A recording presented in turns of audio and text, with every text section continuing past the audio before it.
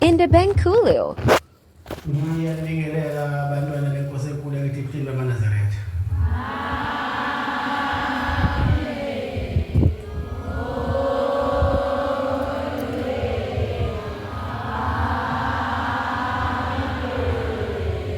Sizovula inkonzo yesikhumbuzo sikamkhulu ilanga ngesihlabelelo selikhulu neshumi. 110. Sizocela umfundisi umngani wasezivela sola isihlabelelo. Usibusise. Usibusise kwabangcwele.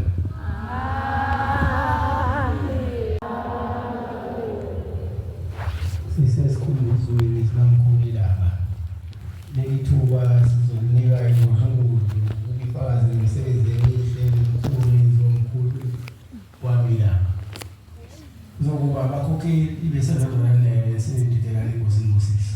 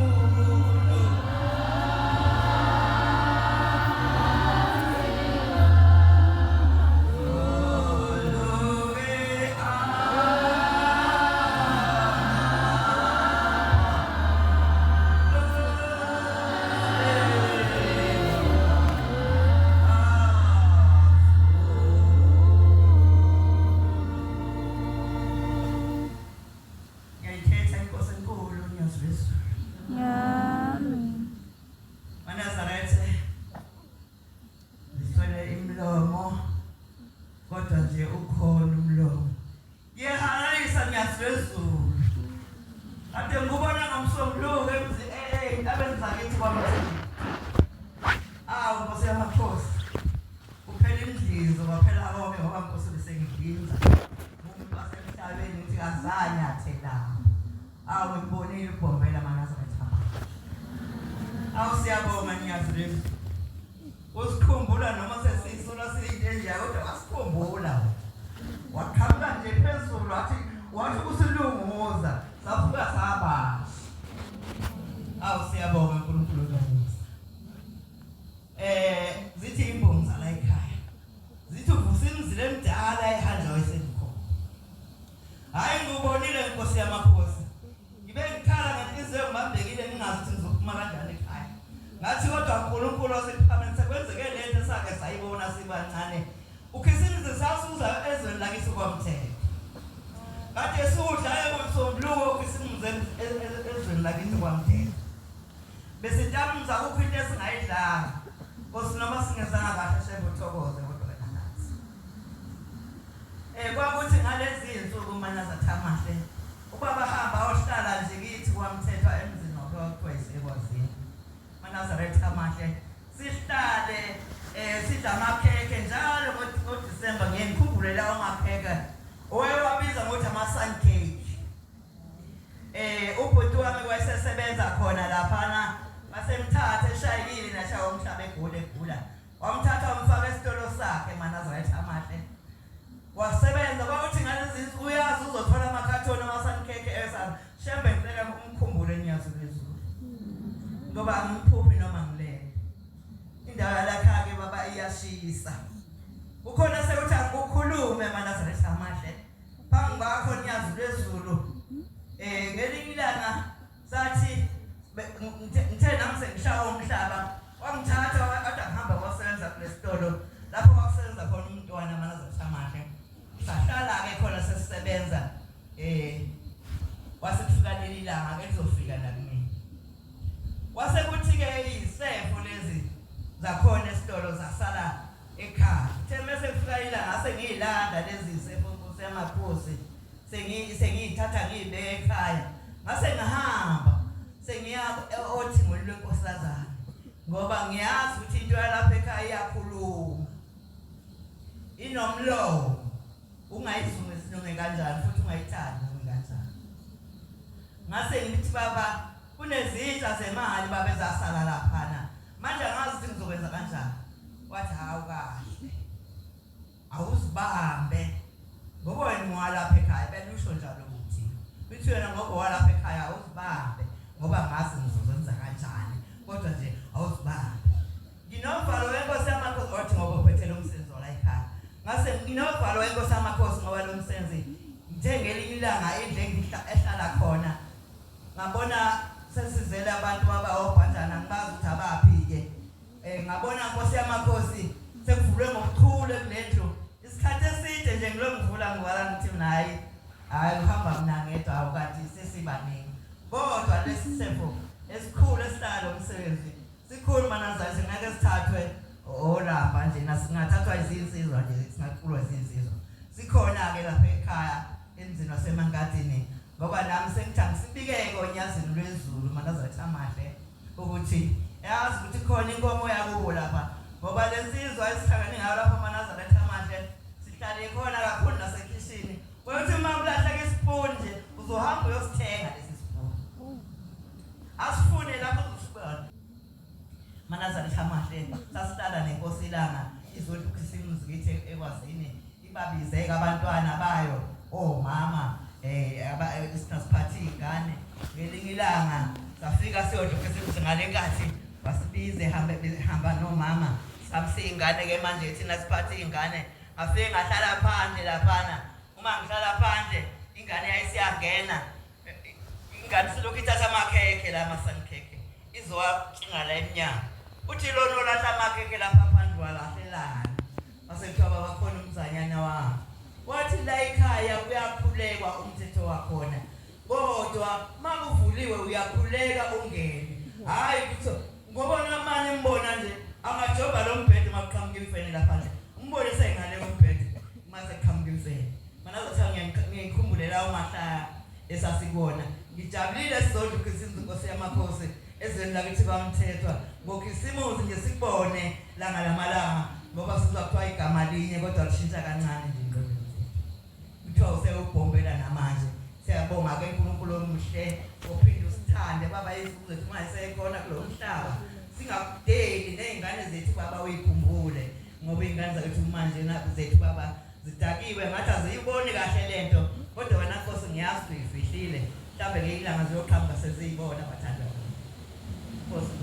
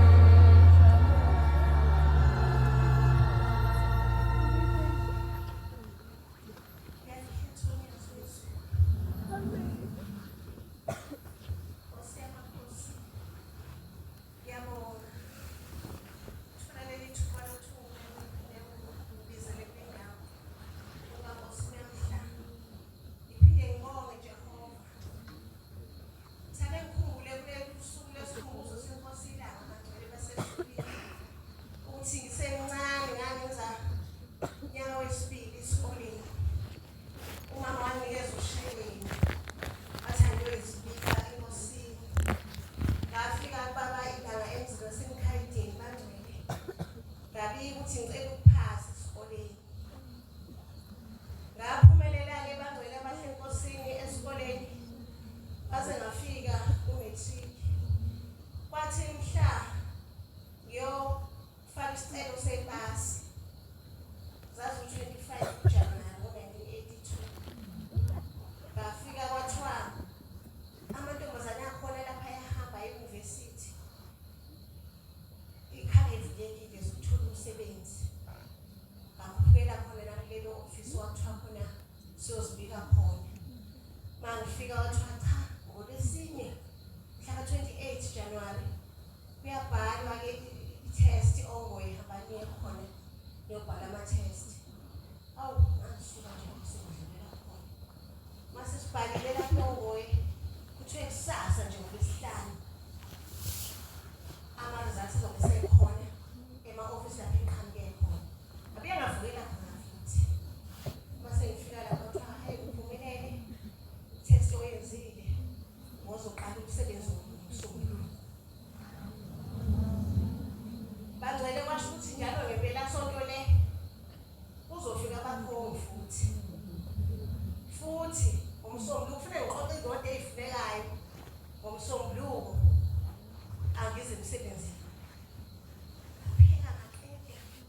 Bathi bephelezelwa abakhongi befanele ngangiyoqoqa iy'ncwadi lezo kuthiwe ziyafuneka ngangiyoqala ukusebenza bangcwele. Ngithi-ke bangcwele abahle enkosini angibonge enkosini enkulu ubabilanga lamalanga ngoba angikhumbule ngiyibonga le ndaba bangcwele kanti kusho ukuthi sengicabanga manje ngithi awu kusho ukuthi uNkulunkulu wangenza ngaphasa ngaze ngaphasela umsebenzi. Ngiyabonga Nkosi yamakhosi ngoba nesinkwa engisiphetheyo namhlanje na kulezi ngqinamba enguzo ngiqhubuza ngaso lesi sinkwa ngiphasona ngaleso sikhathi. Bangabonga uNkulunkulu. Bangcwele abahle ezulwini ngiyamcela uNkulunkulu akhumbule nabantwana bami, akhumbule nabantwana abakhona nje ngasebandleni bangcwele abahle enkosini abangenabazali, abangenaso isinto abasidlayo, okuyilokhu nalokhu nje abanye sebeze bayiningi bakhathela abanye Nkosi yamakhosi cela babuthi baphelelwe ngamandla okuthandaza. Cela Nkosi yamakhosi ube bavuselele. Bavuke bakhumbule ukuthi uNkulunkulu ngoba bephila nje baphila ngaye. Akusho ukuthi uzojabula zonke iy'nsuku zikhona iy'khathi eziyoba nzima empilweni. Bangcwele abahle enkosini, ngithi angibonge uNkulunkulu wezulu nomhlaba. Uba ngikhona nje ngikhona ngawe. Angazi ukuthi ngikhona isingane Nkosi lokhu phefumula kufanele ngabe usuhambile kodwa lokhu uqoqile usondeze empilweni yakho, usondeza phansi kwey'nyawo zakho. Ngiyabonga Nkosi yamakhosi. Unyaka uphelile. Kusho ukuthi angithi nje ngo-21 unyaka 2021 washindla ekhaya enkulu. Wasinda umama engasakwazi ukuhamba kahle hamba ngendlule okubanjelelwa kuyo. Kodwa baqhamuka omakhelwane bamkabula bamkhipha yashindla phela. Uthe ngalonyaka ophelile-ke ngo-March 7 kwashindlwa ekhaya yini. Lapho engihleli khona lapha ebangini. Bangcwele uNkulunkulu abamhle ngohlobo lwesimanga ngoba ngathi mangifika indlu sishile injalo makhelwane sebekhona. Ngathi Nkosi yamakhosi ngiyabonga ukuthi ubona ukuthi iy'nsila zethu thina besihlala kule ndlu akube izona eziyongena kuleya mgodi befanele yonke le mphefumulo ehlala kule ndlu ingene kuyo. Kwagqiba zona iy'nsila zethu Nkosi kunoma kufanele ugqithwe thina. Ithi-ke Nkosi yamakhosi umsa wakho baba ngaphezu kwento zonke awande. Ngicela Nkosi yamakhosi uphe isibindi sasezulwini ukuthi ngihlale phansi kwamaphiko akho noma ngizayazaliswa ngaluphi uhlobo noma iziphi iy'nhlaselo ezikhona ngoba ishintsha amabala ishintsha iy'nhlobo. Kodwa Nkosi yamakhosi ngicela uhlale kimi.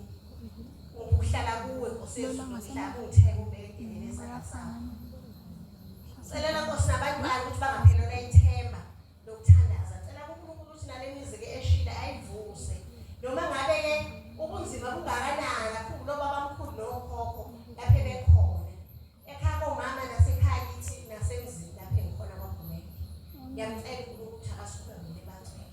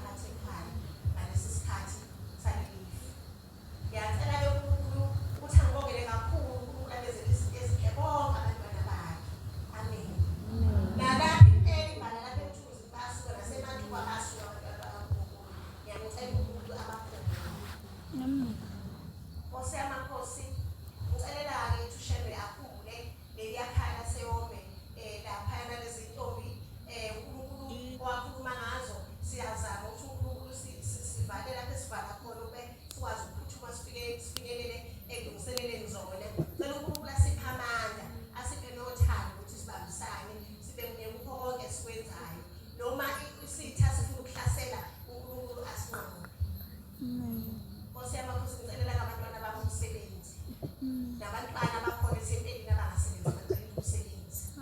Nabantwana ngosemakhosi ababhidikelwa yimendo ngendlela ezihlukene. Isihlava abangcwele sihlasele silona umsebenzi lashela. Siyamcela uNkulunkulu ukuthi akasikhumbule siphi isipili sasezulwini bese sikhumbulele abantwana bethu bangayinikeli ophuzweni asebeyinikela uNkulunkulu abaphunyule ukuze igama likaShembe liphakame bangcwele. Ngoba impi yomuntu uShembe wakhuluma ngayo wathi izwe lakithi lifile. Impi yokuhlasela umkhosi wemithakalo uphumile ikhona bangcwele. Siyamcela uNkulunkulu ukuthi asiphe isipili sasezulwini asikuqina asikhulise kwazi nasemhlabeni asihlomisa ihlavu zasezulwini zokuyiqoba impi yombi elwa nomsebenzi wakhe. Ngiyabonga Nkosi. Amen. Awumama uMantuli kaGumede thempeli nasewonke. Amen.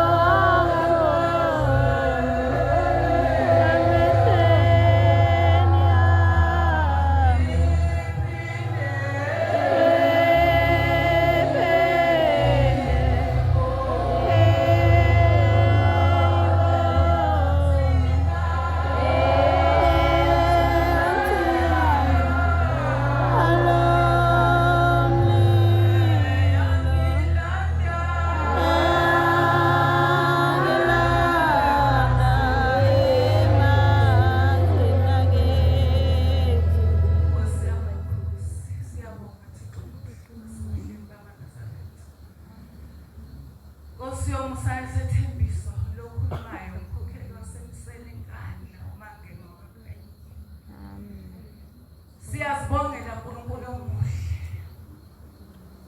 Shembe uyalandela. Emayikade esemazweni akhe khona isiphupho. Awusiyaphupha Shembe. Siyachichima dolala abadala ukuthi uzophephela. Namhlanje size ngendaba enkulu size nesikhumbuzo selanga lamalanga. Ilanga salibona baba mkhulu yedwa ngakho. Lolu suku lwabanzima ufika ngalo. Ithina sasiqala ukubona ogogo bethu babethi mabekhala. Singazi ukuthi bakhaliswa yini. Kodwa sagcina nathi sesibona ukuthi hawu kanti babezifuna. Shembe siyayibongela. Akikho ukwazi kwethu noqonda kwethu ukuthi namhlanje sisamele izigama la. Sibonga kubazali bethu nabogogo bethu abasifundise lo msebenzi kaShembe, basifundisa umthetho kaShembe. Sibeke insimbi ukuze kube imali. Mawungathathanga inhlonipho ekhaya, ungayithathanga insimbi, ungayithathanga kuphi laphi, la usebandleni lobuNazaretha usele kakhulu. uShembe makasiphi inhlonipho esikutheni. Mangase silandele inhlonipho, abantu abadala bebehlonipha kuleli. Futhi umsebenzi unzima ngoba bona babehamba ngenyawo. Bengenazo nezinto zokuhamba. Namhlanje nathi siyadedemuka kodwa isonto lona sidicilela phansi.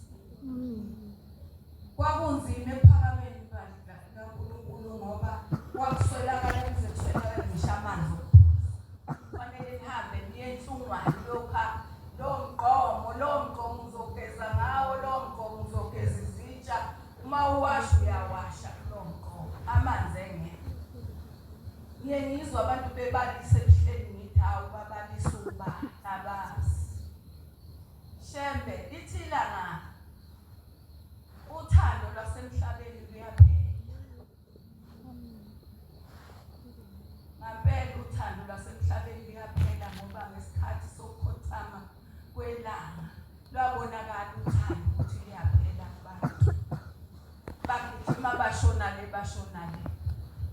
kwakhona abaphelelwa amandla endleleni ungasho ukuthi usuphumelele imbala othandaza uyicelele uNkulunkulu ukuthi Nkosi ngicela ungenze ngifele esandleni sakho ngoba ukuhlakanipha okukhulu akufuneki ufuneka uhlakaniphe ekhaya ubonakala ukuthi kulowa muzi kunomuntu ohlakaniphileyo mawusufikela ekhaya uyitshele wena ukuthi uhambile ukomunye umuzi manje ukunyathela kakhona nyathela ngokwesaba unganyatheli udifaze nje kuyaxokazwa la ekhaya ubambe nomNazaretha wakho ungabhakuzi nezingalo zakho ungayivuli ngoba wayivula uphumile esandleni sikaShembe ngoba ukhukhumele lelizwe akukhukumalwa abantu babona bechithekile begcwele intaba nje ukhukhumala ithi inkosi yasephakameni ngo-73 sise entanda siyobhajadiswa ngo-73 July 30 ithi isingene phakathi esizibeni ithi mayisibhabhathisa amakhosazana yangene inkosazane wabe sathe wehlisa isandla inkosazane yavele yawuphuni nje yawuthwemelele ngoba kufanele uthamisa ikhanda inkosazane yangahlisa ikhanda wabe sathe waze wabiza inhlanzuthu wathi thathani lokhu kusuke namadimoni ezilanga kanti sibuye sihambe nawo nje sinqandele wona ngasilandeli uNkulunkulu omuhle siyakuthanda nyazizulu ephakameni kwaba khona obheke yehlulwayo uma uke waba ubheke yehlulwayo yazika ukuthi kobe kusatheni wena ubheke yehlulwayo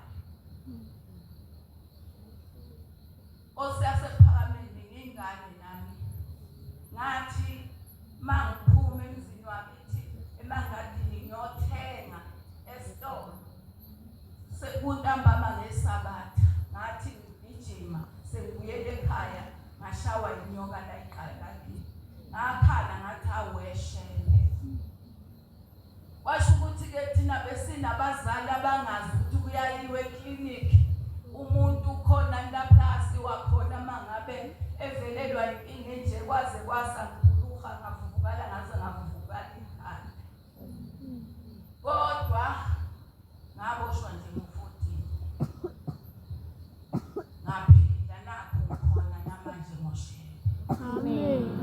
kodwa lo shebe manje useshintshile uma ummemeza fanele ummemeze uphinde uthi nyazi lwezulu ngoba udadewethu oganela kwamnqayi uthi wathi ebambeke kakhulu egula esebona umgodi osumbiwe phambi kwakhe udilaya amanzi phakathi ethi umuntu ungena la emgodini uthi ngangikhala ngithi hawe Shembe uthi waqhamuka umuntu owabuzayo wathi usho umuntu Shembe uthi ngathi hawu Shembe niyazilwezulu uthi wavaleka umgodi mbele Amen.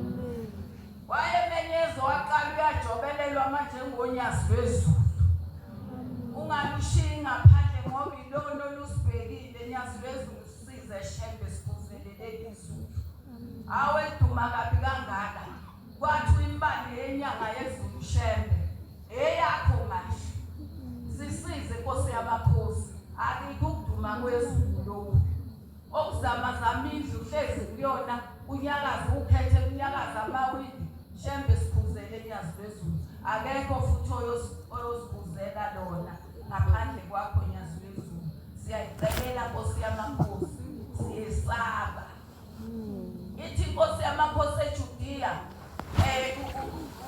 ilanga lamalanga lithi lihlezi lothiwa uqhamuka inkosazana yeza uhleziwe phansi ithi uthi inkosazana izizi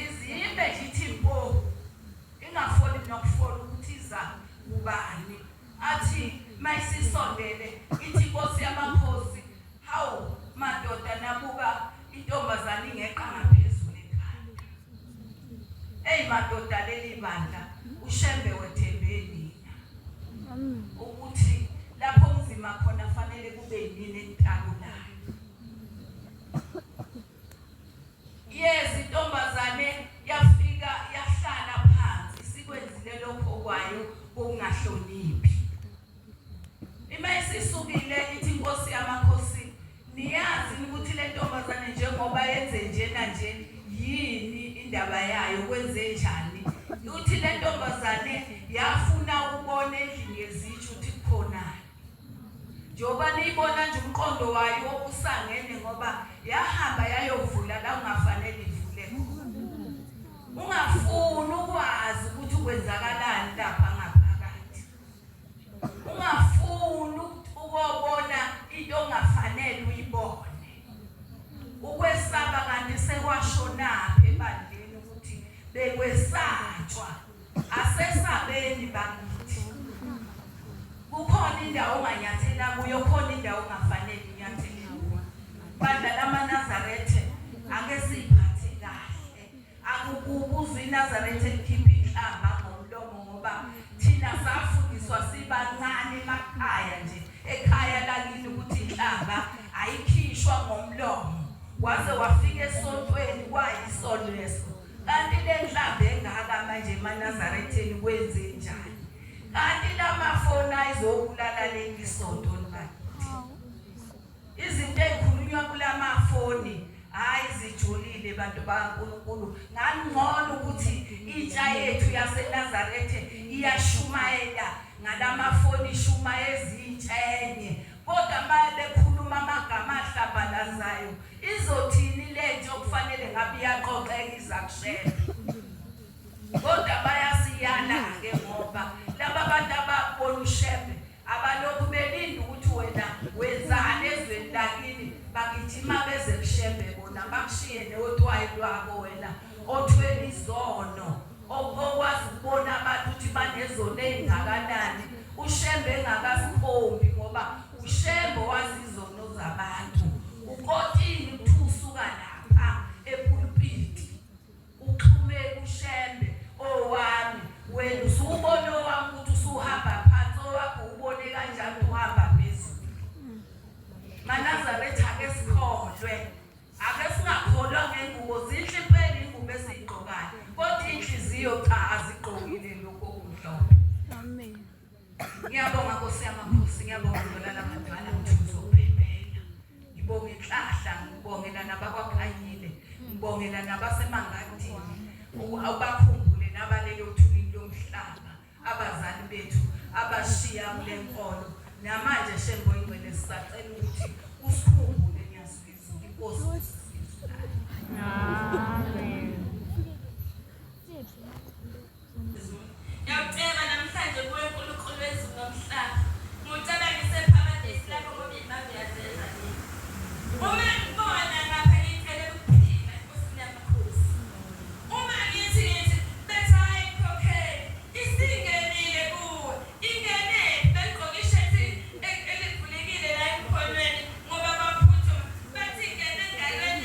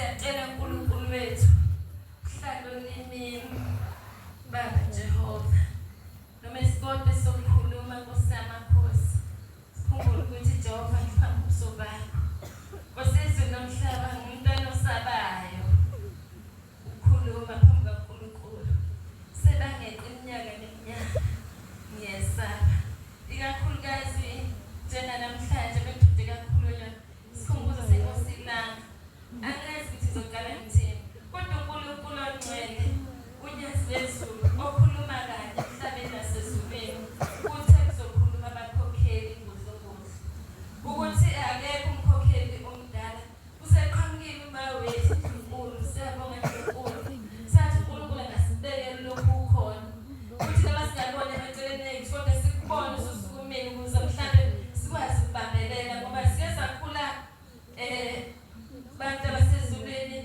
kuthiwa sibesaba omama bethu abadala sakhula sinaleyo nto besaba ukuthi omama bethu kufanele bengomama kuqala Nkosizwe nomhlaba ngumntwana ngimbonile ubabilanga kodwa bengisahundululeka hayi ngoba ngingabingane encane kubaba uNkulunkulu Nyazi wezulu kodwa phambi kwabo ilanga lamalanga bengisahunduleka ngaze ngahamba ngaba namabezana kodwa singenawo lolu lusha olufikile namhlanje indlebe zethu zilithundu ukuzwisisa nokubukisisa sibona nje into sihamba nabazali olusunga nayo anti bangakhokheli makubani olusuwanthathu anti sayinkosini ilanga inkosi ilanga kwathiwa ngikhawuleka ngisemncane bengcela inkosi ilanga banginikeza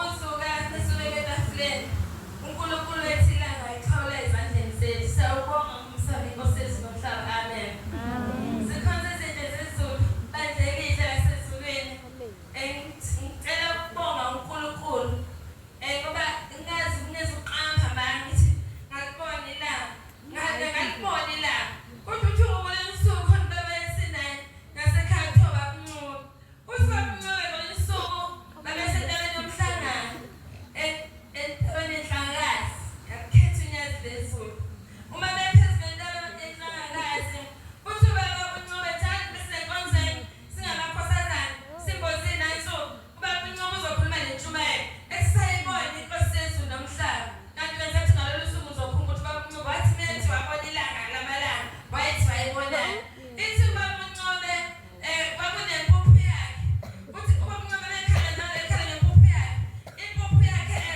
uthi yona izoyidla kusekuphela inyanga uze wehle umhlangano ubuyele ephakameni uthi lakhe inqika itshe ubabuncuba uthi lakhe inqika itshe ekhulu zikhona zezulu uthi lakhe edokotweni lakhe ngqo uthi wayicabanga nempuphu yakhe uthi waqhela kancane uthi yaqhamuka inkosi ilanga lamalanga uthi wayikhomba kabili itshe ithi inkosi yezulu uthi ubabuncuba laqhuma itshe lahlakazeka kodwa uthi ekugcineni uthi impuphu yami yasinda ngakwazi ukudla ngize ngifike emzini wasephalameni ngakhetha uNyazi wezulu ngiyikhetha inkosi yezulu nomhlaba ngolunye usuku Nkosi yamakhosi ngikhona lana Nkosi yamakhosi ngiyomntwana nje osaba kanjena ngifisa ukukubonga moyingcwele ukuthi ngolunye usuku Nkosi yezulu nomhlaba ngangikhona lana mina ngumahlehlela emuva ngumkhokheli osibabayo ngolunye usuku ngihleli laphana mangithi ngihleli kwamkhulu izulu uma mkhokheli asikhulekela lona Nkosini yezulu nomhlaba silisaba sonke kakhulu ngendlela esabisayo baba inkosi yezulu nomhlaba ngiyasaba noma izulu ngifisa ungena phansi kombhede ekhaya bathi bayathanda mase kufika izulu noba bekhaya uthi ujabula kakhulu mase kufika izulu ngoba ngizohlonipha kakhulu ngiyakhetha inkosi yezulu nomhlaba ngiyasaba kakhulu izulu ngiyacela uNkulunkulu ashabe ephuqile asangikhumbule angiphe isibindi uthe ubhuti wami inkosi yakhe athi ubokhumbula ukuthi omkhonzayo ngeke akuyekelele dadewethu ngathi ngisho njalo bhuti bathi yena ngathi ngiyabonga bhuti ngilala naleyo themba izolo ukuthi ubhuti uthe umusa usaba kakhulu ubokhumbula ukuthi okukhonzayo ngeke akuyekelele ngekhosi inkosi yezulu nomhlaba ngilapha-ke sengithi ngithi ngizonyozela angikwazi kulala angikhonzile ukulala noma phuma ku-14 ngiyakufika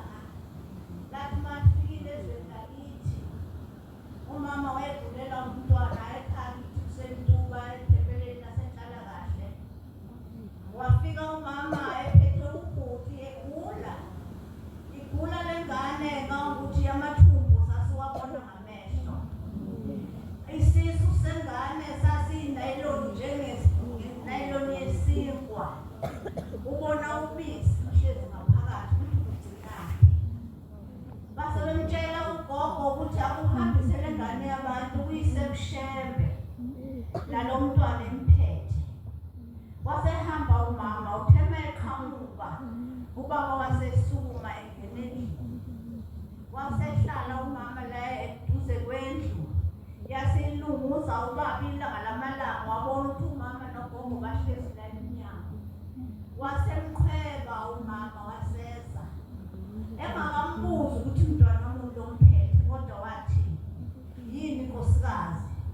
Wathi baba lobika umntwana uyagula. Wathi nani sizwa lena, engakamembula mbona ukuthi umfana noma intombazane. Wathi baba uyagula, angazi uphethwe sezwaphelele ezandleni, senjengephuphu. Wena wabona iphuphu liphuma eqandeni, imqala ulenga. Wasethi hamba nkosikazi ulandele amanzi namafutha, ebese uthi umuntu omdala akuphothele intamo. Ungabi njengamanje wena susa suphethe amafutha. Wawutshelwa kuqala ukuthi hamba ulanda amafutha, ebese uthi umuntu omdala akuphothele intamo. Wasebehamba umama nogogo bawiphotha le ntambo. Wabuya nabo bathe babeqhamuka lalivula ilanga lokuthi balunguza baze basondele eduze.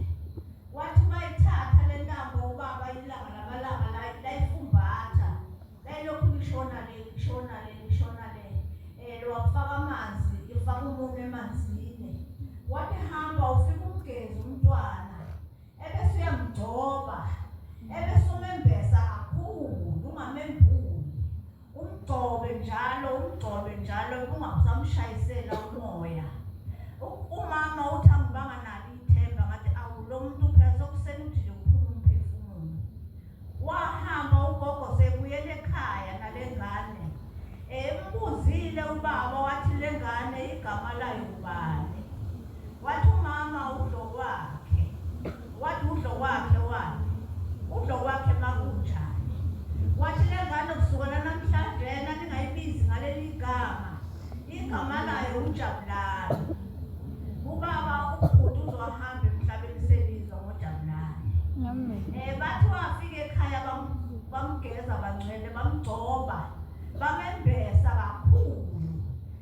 Wathi kuphela insuku ezintathu abazi ukuthi inyama yabuyela nemsimbeni nesikhumba esiswini saqhamukaphi ngokusheshsha, ngoba kungasabonakala ukudla kungaphakathi esiswini. Yasinda lensizwe ubhuti uJabulani wahamba wayosebenza eGoli. Esesegoli wandilika umgodi bangcwele, wadilika ephakathi. Ubhuti wayephatha umshini ebola phakathi emgodini. Uthi ulo mgodi lona ngahlala amasonto amabili, umshini uduma. Uwile lapha umshini uphenduka wodwa, ungishaya kodwa iy'nhlamvu zawo, kodwa iy'nhlenzi zawo zingahlali esiswini, zingahlali emehlweni, zazilwa nasemathangeni nje nasey'ngalweni, kodwa zingayi endaweni ethambile. Kangokuthi baze bamkhipha bamsabelungu, akazange azahambe emhlabeni. Uthe masehambe yofika kubaba ilanga lamalanga, yathi inkosi yamaNazaretha, benginawe namanje usangaphinde la ngiyobe nginawe. Mana sithengcwele ngisona ukuthi azange kuyiwe kuyobongwa njengokugula kwakhe eyosindiswa ubaba ilanga. Ngokuthe masehamba emhlabeni uhambe kule minyaka edlule, wahamba wacwila emanzini, waze wafela khona emanzini. Manazaretha egcwele inkosi ilanga lamalanga sihambile nawo kakhulu ishumayela maNazaretha ithi uze isikhathi njengoba sihlupheka nje sihamba ngeemoto zamakula, uze isikhathi la ushembozayo uza neemoto uza nakho konke. Wathi kodwa njengoba ezoza neemoto, wathi iy'ngozi zobe seziningi emgwaqweni.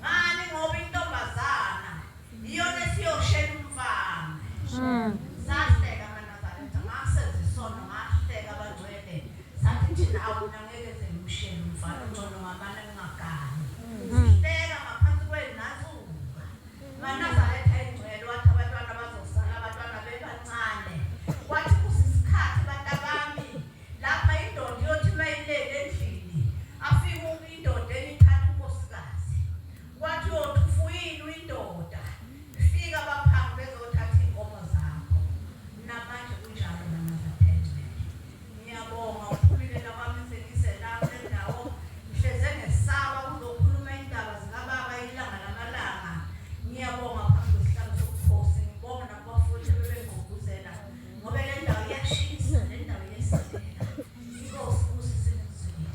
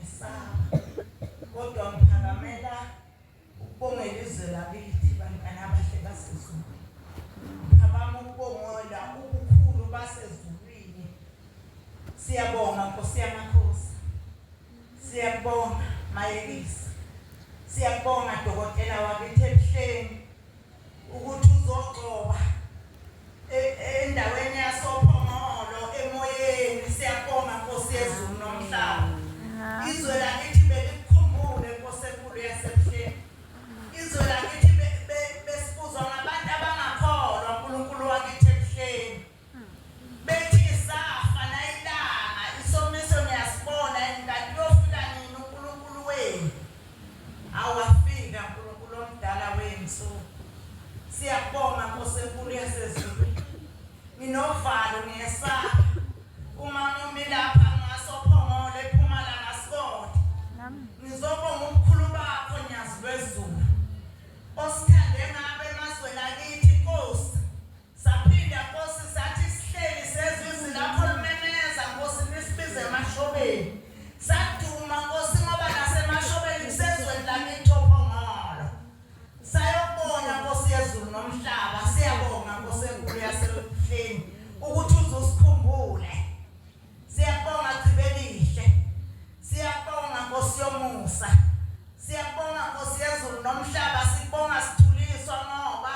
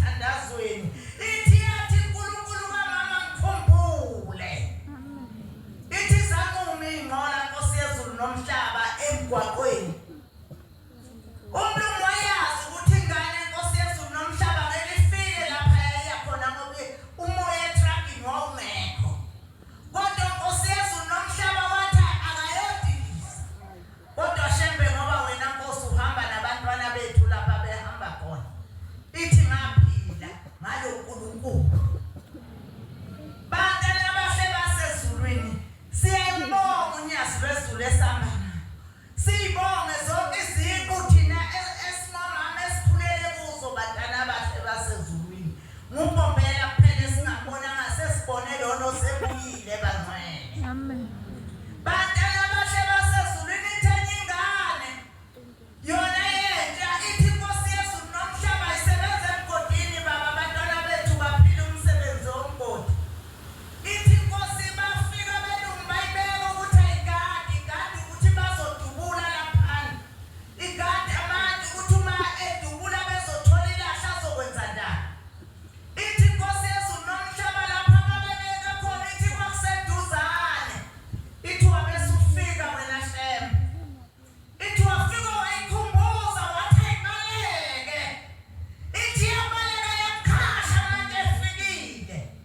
Uthi bathi mabefika abakhulu basondela Nkosi yezulu nomhlaba.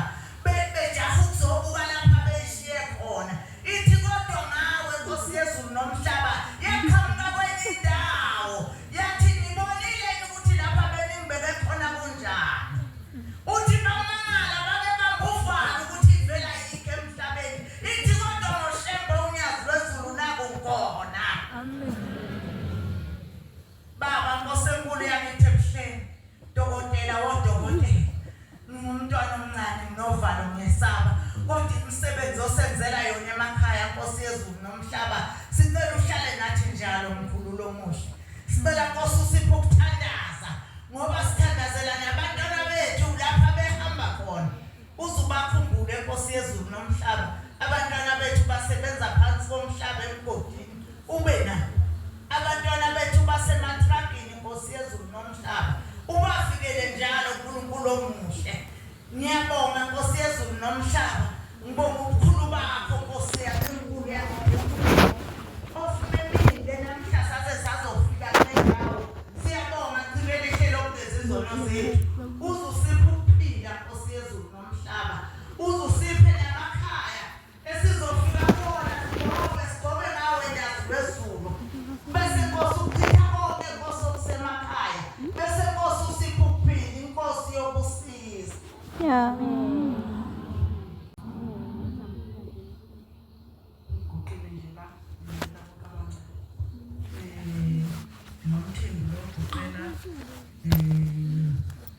ngoba mhlobo eshowe lasenkosini inhliziyo yami iyambonga uNkulunkulu ngithi ngibonga kakhulu uNkulunkulu lezinsuku esengiphezona bengisigulana kodwa namanje nakho ngisaphila.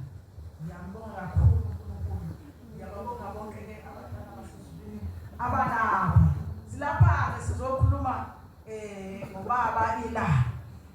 Uguqa wami la ngibonga kakhulu ilanga malanga.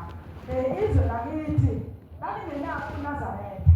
Obekuyisilonda esikhulu. Ithi ngathi belingenayo uNazaretha. Nazo kubona kanye. Isishwini. Kodwa hayi ngelinye ilanga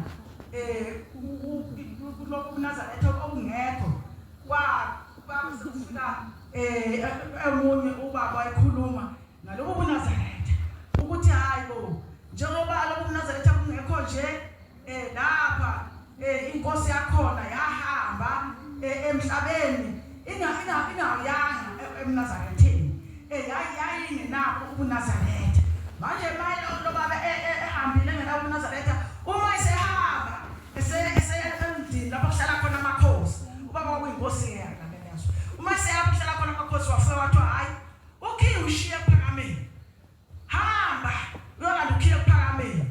Ngisho ukuthi inhliziyo yami iyabonga kakhulu uNkulunkulu ngoba uNkulunkulu wabakhona ezweni lakithi ngoba wathunywa ngasekho esengale kuleli yasingasaboni. Wathi akahambe ayocela ukhiye ePhakameni. Wafika ke lokhiye wamcela. Izwe lakithi nathi limhlophe njengawo uNkamazwe. Uma bekhawule ngakho limhlophe njengawo uNkamazwe la kwakungekho uNazaretha. Ngisho ukuthi amaNazaretha amahle sikhuluma nje ngobaba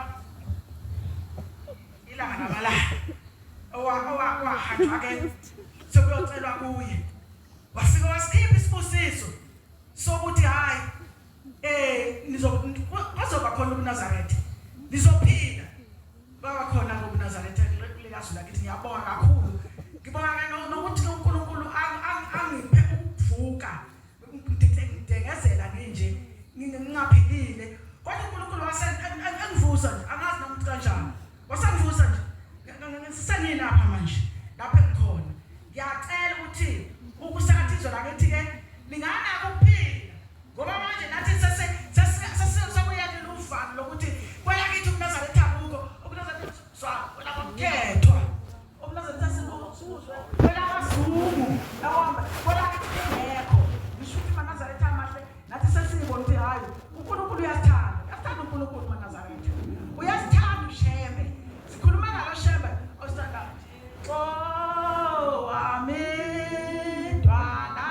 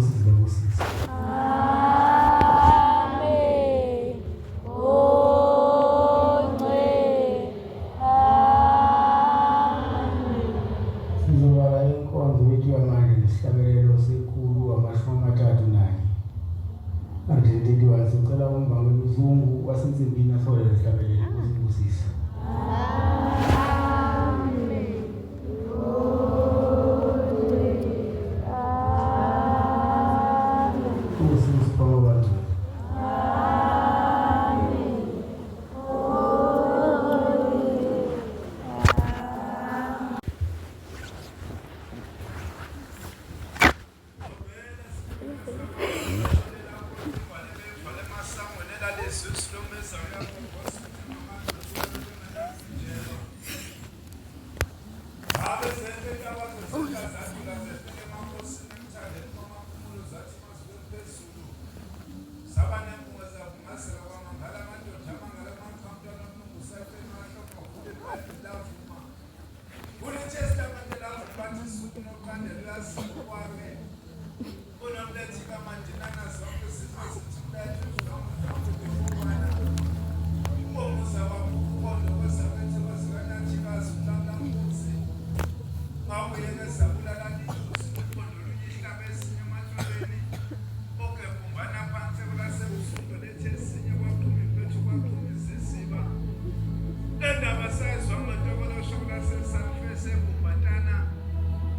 indaba enkulu isephakameni inhliziyo zethu zimabhakabhaka. Abe siyakholwa siyobona ukubumbela isitimela samaphondo. Kusitimela samalapho ngamanga khona itimela kwelaseBrazili. Bafike baluzudumo oluphakade bathi lufakazi noma bakakhambule kwankalokazi ethustiki. Kube uvusa usigebenga khambule beselibeni umqambi igama athi uLazarus. Udumo olunjengesishingishane ovunyelwa kwelasemabheneni. Inkosi yakithi ephakameni umaphikelela ngevangeli. Inkosi abathe beyiphikelela bomhlaba bephikelela emangweni. Abezulu babe bevuma bethi hlala la ngaphuma sibothe. Nabelotshana bambuluzana sinemsebenzi yomelanga. Ekukumadlenge ngokukhuphala isihlahla somdlelo singadlalwa kuyoni. Sihlala ngezezulu kuphela. Engidingidane engide sekade kwasebengidisa. Ukudla phansi okudla emsini wakho sephakameni. Umhawukelela abasinda basenkosini. Uma nesithebela unjengensonyama obheke bakafikanga kwelaseTransvaal. Obebhekwe ngabanzulu nabamhlophe. Sehlanga ukudlalela ezabefundisi. Inkosi yasephakameni umaphikelela ngevangeli. Kube uphikelela bemphika bomhlaba. Othe saphikelela bathi umehla kabhekananga nakasayitsheni. Umadlozi ukukubala ube ngwasephakameni. Ulanga kumasibothe. Ufunge ngenyanga sezulwini.